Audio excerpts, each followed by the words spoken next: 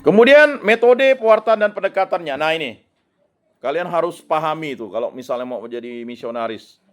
Misalnya ke Zimbabwe, Zaire, pergi ke Afrika, Afrika Tengah, Kongo, ya.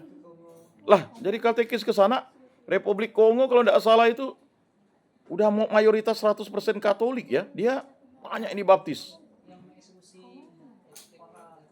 Karena di karena di sana itu jadi butuh guru agama banyak nanti. Hah? Itu kan kata kamu.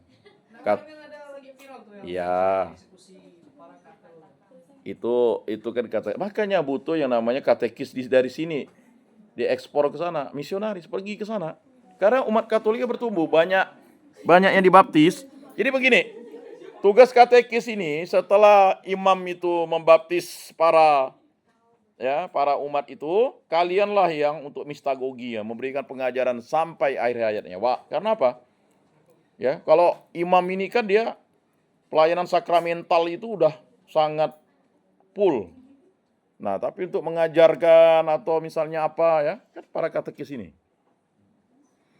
Nah, yang pertama, Fransiskus Xaverius menggunakan berbagai metode dalam menyebarkan iman Katolik. Menggunakan bahasa setempat. Ia belajar bahasa Melayu agar lebih mudah berkomunikasi dengan masyarakat lokal. Ya, karena bahasa Melayu itu paling mudah dipelajari waktu itu. Kemudian mengajarkan doa-doa sederhana, ia mengajarkan doa Bapa Kami, Salam Maria, dan Syahadat. Nah, itu yang penting kalian ajarkan kepada anak-anak. Doa Bapa Kami, Salam Maria, kemuliaan, doa Aku Percaya, dan sebagainya. Ya. Dalam bahasa yang dapat dimengerti oleh penduduk. Kemudian membaptis umat baru, banyak penduduk yang menerima sakramen baptis sebagai tanda masuknya mereka ke dalam gereja Katolik. Nah, Portugal dan Spanyol ini tidak sulit ya baptis orang tuh dulu tuh. Kalau Spanyol tuh lebih unik lagi dia. Ya bukan masalah dicelupkan, nah. Mau baptis kah mau mati? Ya, orang pilih baptis lah. Enggak lah bagi ancaman kan, mungkin ya, tapi ada satu dulu penjahat. Jadi dia nganggap dirinya misionaris supaya dia tidak dihukum mati. Jadi dia membaptis orang Indiannya. Jadi datanglah pemerintah Spanyol mau nangkap dia, mengeksekusi dia, mau hukum mati. Tapi kok banyak orang Katolik di sini katanya. Kapan dia nih ngatolikkan orang? Kok dia punya hak otoritas baptis orang? Jadi dia nipu jadi imam tuh. Akhirnya mau tidak mau lah dikirim para imam-imam itu untuk melayani di daerah Spanyol tuh dulu. Di daerah Amerika Latin. Rupanya dia tuh penjahat, lari kan. Lalu baptis orang pula. Siapa bilang baptis tidak sah? Sah dia, karena dia tahu formanya. Ya. Iya. Itu darurat. Kalau dalam keadaan darurat. Kan ada orang yang bukan Katolik ya bisa membaptis orang jadi Katolik. Oh gimana? Itu namanya baptis darurat. Itu ada formanya. Iya, dia bukan Katolik. Bahkan dia tidak beriman, dia lalu aku membaptis kamu dalam nama Bapa dan Putra dan Roh Kudus. Akunya itu bukan dia. Dia hanya sebagai alat sarananya. Yang penting tahu formanya. Dia ucapkan. Tapi itu nanti dibahas di inilah ya. Nah, tapi seperti itulah. Kemudian mengunjungi komunitas Kristen yang sudah ada. Ia meneguhkan iman untuk umat Katolik yang telah menerima ajaran dari misionaris Portugis sebelumnya.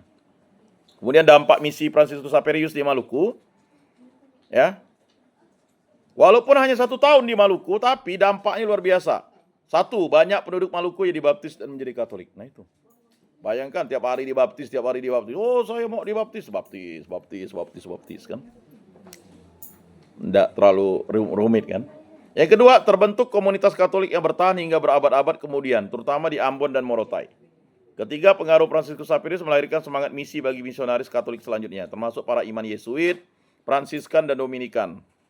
Setelah menyelesaikan misinya di Maluku, Fransiskus Xaverius melanjutkan perjalanan ke Jepang. Nah, dari India, ya kan, ke Maluku, dia ke Jepang dan berencana untuk menginjili di Tiongkok. Namun ia meninggal pada tahun 1552 di Pulau Sangchuan dekat Tiongkok. Jadi dia dimakamkan di sana. Maka disebut Santo Asia. Ya. Nah, kesimpulannya misi Santo Fransiskus Xaverius di Maluku 1546 sampai 1547 menjadi salah satu tonggak penting dalam sejarah Gereja Katolik di Indonesia. Itulah tonggak pentingnya. Ya. Meskipun singkat, pewartaannya meninggalkan warisan yang bertahan lama, terutama di komunitas Katolik di Maluku. Hingga saat ini ia dihormati sebagai pelindung misi Katolik dan menjadi salah satu tokoh penting dalam sejarah penyebaran agama Katolik di Indonesia. Selanjutnya kita masuk ke tantangan dan perkembangan Gereja Katolik di abad ke-17 ya. Tinggal 11 menit lagi kan? Nah, pada abad ke-17, perkembangan Gereja Katolik di Nusantara mengalami tantangan besar. Ya. Akibat perubahan kekuatan politik dan persaingan agama meskipun sempat berkembang di bawah perlindungan Portugis, Gereja Katolik menghadapi tekanan setelah kedatangan Belanda POC yang membawa pengaruh Protestanisme. Jadi ini, kalau kalian lihat di TikTok terjadi serang menyerang itu, ya itu biasa-biasa aja. Santai aja. Ya kan? Misalnya antara Romo Patris Algero dengan pendeta apa tuh, ya kan? Nah, itu kan persoalannya itu kan Anda bertanya, pastor menjawab. Sekali dijawab, ya kan? Jadi makin bertanya, ya kan?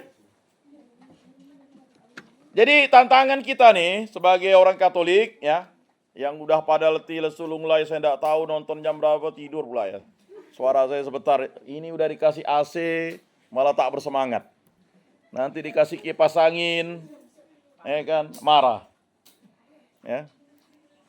Jadi ini akibat dari kita terlalu banyak nonton TikTok, YouTube dan tidurnya kurang.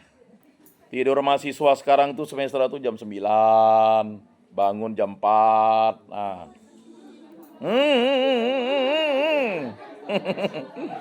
Mana bisa, Pak? Pacar saya, Pak, mau balik itu jam 12. Nah, dia lulus loh. Bukan nih kalian betul belajar, bukan pergi ke tempat umat pewartaan Injil. Pewartaan sendiri di kos berdua. Ya. Ya kan? Loh ini sih cari gutu dia. Itu kawanmu tuh megang-megang rambut tuh. Kayak anak SD, SMP. Udah didapat langsung digigit ya. Loh itu keren tuh, tradisi yang harus dilestarikan. Daripada main TikTok tak jelas kan? Menghibur diri itu dengan beramai-ramai cari gutu tuh kan permainan ya. Siapa bilang nih di antara kalian semua nih pasti banyak yang begutu. Ya. Tak percaya? Ya kan? Ya, tantangan yang dihadapi Gereja Katolik ya. Tadi, dominasi POC dan larangan terhadap Katolik. Jadi POC ini benar-benar melarang ajaran Katolik itu diwartakan. Nah ini, sebenarnya kalau POC tidak larang nih, ya umat Katolik di Indonesia ini bisa jadi sekitar 20% lah. Kita tidak optimis banyak kan. Bayangkan, kita tuh hanya 3% loh. Sekitar 8 jutaan ya. Tapi kalau tidak dilarang itu bisa 20%. Tidak juga. Kita jangan, karena ini kan kita hitung durasi waktunya. Ya. Jadi ada kehilangan 1 abad itu kita tidak bisa. Jadi kalau kehilangan 1 abad, 100 tahun, generasi Katolik dulu dengan generasi Katolik ini kan baru lagi nih. Sama misalnya di Kalimantan Barat nih. Ini Katolik baru ada di Kalimantan Barat sekitar 100 tahun. Makanya setelah 100 tahun ini ada namanya katekis-katekis, ya kan? Kemudian tabisan-tabisan dari imam-imam lokal, ya kan, itu harus cepat ya. Kalau enggak bisa terputus. Tahu Konstantinopel kan? Nah, Turki sekarang kan? Dulu kan itu memang basisnya umat Kristen dulu di situ. Nah, Spanyol itu dulu 800 tahun, lama tuh. Akhirnya ya mereka ya sekitar 60% lah yang menjadi Katolik sekarang. Ya cukup lama. Itu tantangan namanya, ya. Kemudian POC adalah perusahaan dagang yang memiliki kebijakan menyebarkan agama Protestan dan melarang penyebaran Katolik di wilayah mereka kuasai. Ini berkali-kali saya ajar nih, harus paham ya. Ini POC, melarang. Ya. Jadi kalau kita mengapa gereja Katolik tidak berkembang di Nusantara, ya dilarang oleh POC. Jadi ketika orang bertanya begitu, katanya agama penjajah, kan enggak. Dilarang kok oleh POC. Jadi itu namanya, ya, bahasa kerennya itu kalau anomali ya. Anomali namanya. Anomali itu adalah suatu tindakan yang faktanya itu tidak sesuai dengan kenyataannya. Ngerti tidak? Fakta tidak sesuai dengan kenyataan. Jadi banyak yang mengatakan, wah ini, enggak kok, Katolik itu dilarang kok. Memang dilarang juga oleh penjajah waktu itu POC. Nah ini persoalan. Nah jadi kalau ada orang yang mengatakan agama Katolik itu disebarkan oleh penjajah, salah. Disebarkan oleh misionaris Katolik, bekerja sama dengan, ya kan, pemerintah yang berkarya waktu itu. Iya kan? Bersama pemerintah Portugis kan datang kan? Nah memang orang tidak akan bisa memisahkan itu. Tetapi tiba-tiba datang pemerintah yang lain, POC, dilarang, selesai.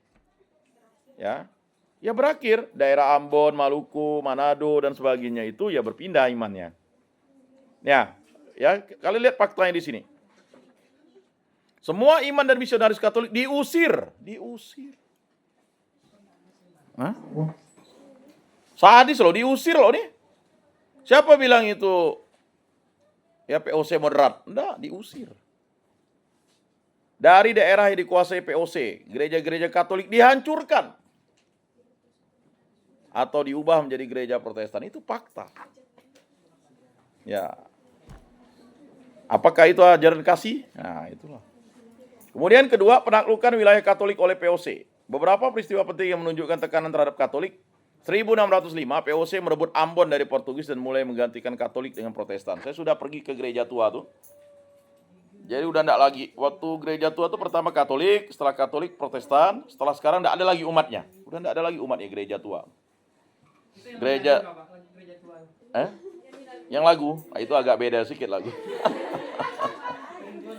Yang jelas saya udah pernah pergi ke gereja tua itu dan masjid tua. Jadi masjid tua itu atau itu udah 3 kali berpindah.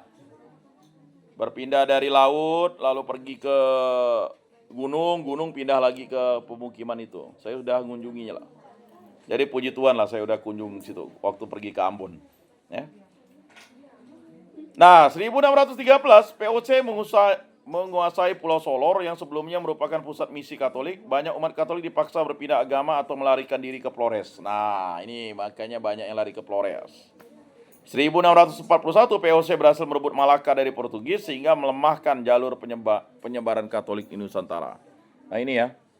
Kemudian tekanan terhadap umat Katolik lokal. Umat Katolik yang masih bertahan sering mendapat tekanan dan diskriminasi dari pemerintahan POC. Fakta, ya.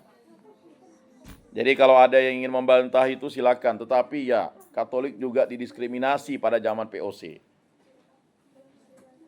Misionaris yang ketahuan berkarya secara sembunyi-sembunyi ditangkap dan diusir.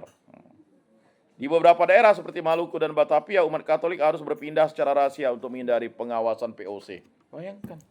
Ajaran Cita Kasih, kitab suci agak mirip karena mereka tidak ada Deuterokanonika misalnya. Tapi karena POC ini tidak bisa. Ya. Keempat, kurangnya dukungan misionaris. Karena POC melarang misionaris Katolik masuk ke Nusantara, jumlah imam yang melayani umat sangat terbatas. Banyak komunitas Katolik tidak memiliki imam sehingga mereka harus mempertahankan iman mereka sendiri dengan kondisi yang sulit. Di Singkawang itu ada namanya katekis yang beragama Tionghoa, beragama Katolik, bersuku Tionghoa, namanya Seng Sang. Nah, itulah katekisnya. Bukan patah tulang, Seng Sang namanya. Saya sudah baca bukunya di situ. Jadi di Kalimantan Barat ini umat Katolik pertama itu adalah dari etnis Tionghoa. Ya. Dayak. Susah ngatolikkan Dayak itu baru 100 tahun nih. Ini pun udah susah lagi dah. Dah mau balik lagi ke cara adat. Ya kan? Kakek saya dulu ya udah enggak mau Katolik dia karena udah ikut ini ya. Enggak ada karingan karena ada ini. Ya. Jadi kalian yang Katolik ini baru paling generasi ketiga dan generasi keempat. Katoliknya masih kilik-kilik anak ayam kan. Disuruh bedukun kan. Ya memang tantangannya begitu kan. Kita masih sinkretisme, gabung-gabung gitu. Menggabung-gabungkan mana yang cocok, mana yang enggak. Makanya ada inkulturasi, ada akulturasi. Nah, kalau musik liturgi itu kan tari-tari itu kan belum masuk dalam liturgi. Ya kan? Makanya menarinya harus menggunakan lagu liturgi yang versi daya apa gitu. Misal mari kita kan. Nah, baru kemudian narinya pun bukan mengangkat tangan tuh, enggak ada tuh. Tangan dia harus dibawa, itu ada tuh. Pakai pakaian pun harus sopan, enggak boleh pakai hanya nampak keteknya kan begitu. Pakaian Dayak itu kan agak bingung saya. Cantik-cantik sih dia, bagus kan? Tapi kok kayak itu. Seandainya zaman dulu kakek nenek saya pakai gitu, enak lah ya. Ya itu kan udah diadaptasi gitu. Ya gitu kan? Keren-keren lah pakaiannya. Makanya biasanya orang sampai ngantarnya sampai situ aja. Tapi boleh kalau dia diizinkan uskup setempat. Nah, itu punya otoritas dia. Tapi bukan yang musiknya itu harus memang musik yang sudah ya masuk dalam musik liturgi.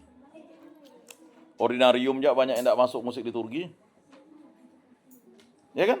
Kami memuji, kami menyembah, itu udah lagu rohani, mana lagi lagu ordinarium. Lihatlah anak domba Allah. Itu kan bukan lagi lagu ordinarium, udah lagu rohani. Tuhan kasihanilah, Tuhan kasihanilah, Tuhan kasihanilah, Tuhan kasihanilah, ya Tuhan kasihanilah. Itu bukan lagi ordinarium. Kan? Iya kan? Coba kalian tanya. Itu bukan lagi ordinarium, itu udah mengubah nada. Bukan mengubah nada, mengubah kata. Katanya udah diubah. Ya kan?